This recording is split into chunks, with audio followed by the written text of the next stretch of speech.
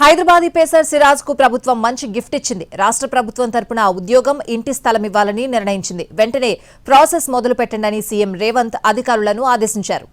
Team India cricketer Mohammad Siraj కు తెలంగాణ ప్రభుత్వం bumper offer ఇచ్చింది. విశ్వ విజేతగా నిలిచిన జట్టులో సభ్యుడైనందుకు రాష్ట్ర ప్రభుత్వం తరఫున ఉద్యోగం, ఇంటి స్థలం ఇవ్వాలని సర్కారు నిర్ణయించింది. ఈ మేరకు సీఎం రేవంత్ రెడ్డి ఆదేశాలు జారీ చేశారు. హైదరాబాద్ లో లేదా చుట్టుపక్కల ప్రాంతాల్లో అందుకు అనువైన ఇంటి స్థలాన్ని వెంటనే గుర్తించాలని సూచించారు. అలాగే ప్రభుత్వ ఉద్యోగం కల్పించేందుకు చర్యలు తీసుకోవాల్సిందిగా అధికారులను ఆదేశించారు.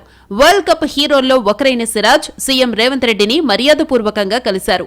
జూబ్లీహిల్స్ లోని రేవంత్ రెడ్డి నివాసానికి వెళ్లి భేటీ అయ్యారు. ఈ సందర్భంగా టీమిండియా జెర్సీని సీఎంకి బహూకరించారు. అంతర్జాతీయ క్రికెట్లో భారతదేశానికి, తెలంగాణ రాష్ట్రానికి గొప్ప పేరు, గౌరవాన్ని తెచ్చిపెట్టాడంటూ సిరాజ్ ను రేవంత్ అభినందించారు.